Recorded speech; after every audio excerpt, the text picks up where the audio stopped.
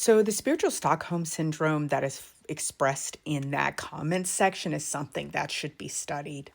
It very much so puts on full display how toxic Christianity was to people of color in the way that it was implemented and forced upon them. And to this day, the fact that that colonizer imperialized mentality has been so normalized and so internalized into the folks in that comment section, and they find themselves rendered fully unable. Like they've been I've said many times that like black people are in a like they have a trauma bond and in a toxic relationship with white supremacy, and I would say the same thing with people of color, and it's a kind of trauma that they haven't been able to escape from, even when they are in a majority people of their in an area in which there's a majority of people with melanation, and it's sad for me because I stopped doing deconstruction content, this kind of content for a while, partially for a while, um, because I just felt there's really nothing else to talk about. But I realized that I had been pulling stuff out of myself, taking the blinders off of myself to such an extent that I was still yet blind to everyone else's blindness. And that sounds a bit weird or reductive, but it's mind blowing for the past like week and a half how all of this nonsense, which I had been trying to avoid, like this whole weird these heretical teachings about the sin of empathy, and all of these teachings that you see coming out of white supremacy. It reminded me of just how much more work has to be done, and that really there's no repairing this. There is no repairing the kind of Christianity that they teach, and that it literally has to be eradicated, destroyed, burnt out, and incinerated for all of eternity. Because all they did, and I will still maintain this, is that white supremacy it's been masquerading as Christianity. That colonizer imperialist mentality has been masquerading as Christianity, and that the Catholic Church did a real good job, real good job with disguising itself as its lust for empire and control of people, as this religion, and the purveyors, the conveyors, and the preachers and the teachers of this religion. And yeah, I get that that's not the only form of Christianity, but I would have to wrap back around to the discussion that God still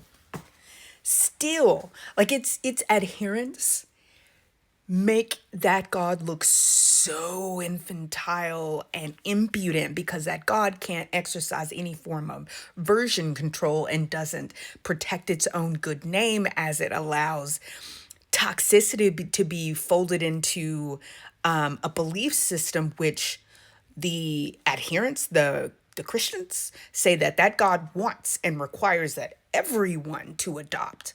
um and we all know that's imperialism in their brains. But if that God does require that, why does that God, who so loved the world that he gave its only begotten child, that whosoever would believe in it would not perish but have everlasting life, has allowed, empowered, and failed, and I always say could not be bothered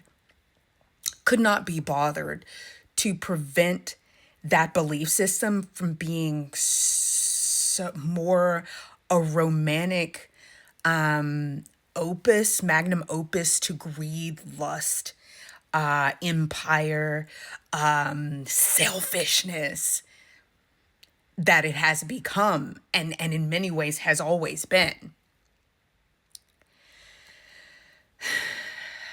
So I mean, I digress. I was saying the other day that I've spent was spending a great deal of time trying to figure out, can you repair it? Everybody goes through the deconstruction cycle, and can you repair it? You can't fix something that is rigged and constructed in the way that Christianity is, in order to make it better. You can treat it like an infected individual who you give antiviruses.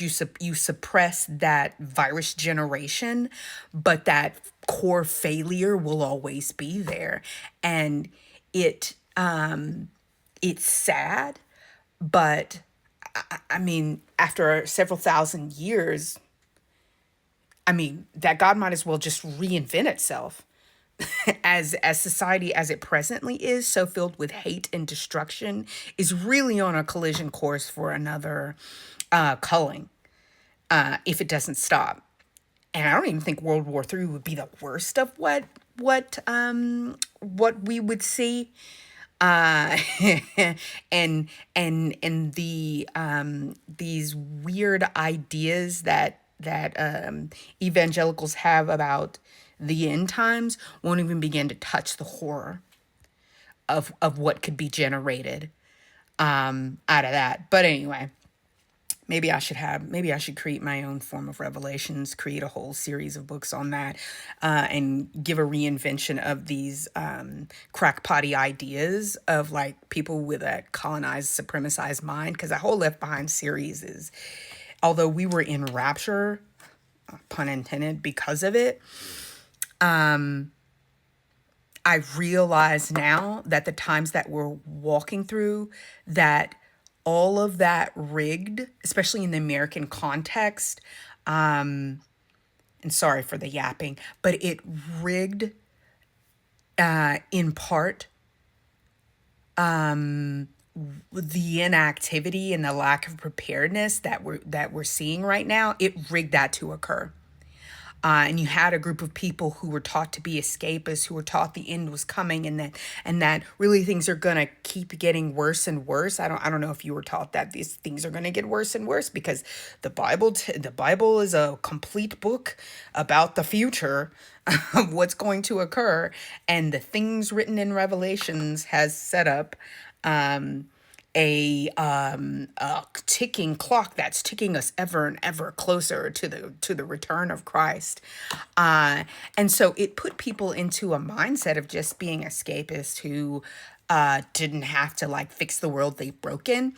And didn't have to confront the terrors of their days unless it absolutely affected them.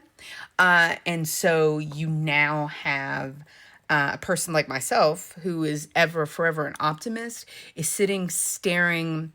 I always come up with on my channel projections, probabilities. Projections are just based on my pattern recognition and nerdiness about knowledge of history, because it just keeps repeating, and probabilities based on the projection, the data, and then the stuff that exists outside of that, which I'm typically spot on about, which gives that extra layer of predictive analytics I just have.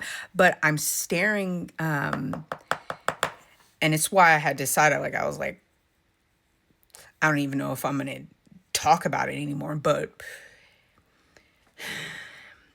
I wouldn't say that we are cooked. What I will say is that if human beings do not change, because the patterns and the signs are there again, and I've talked about this before. I call it a culling because that's a nicer way to say it than mass death. But I already told people you're going to see mass death again, and welcome to the sacrifice of you, because not enough people are changing to switch the window. But I would say all is not lost. I think people need to remain positive.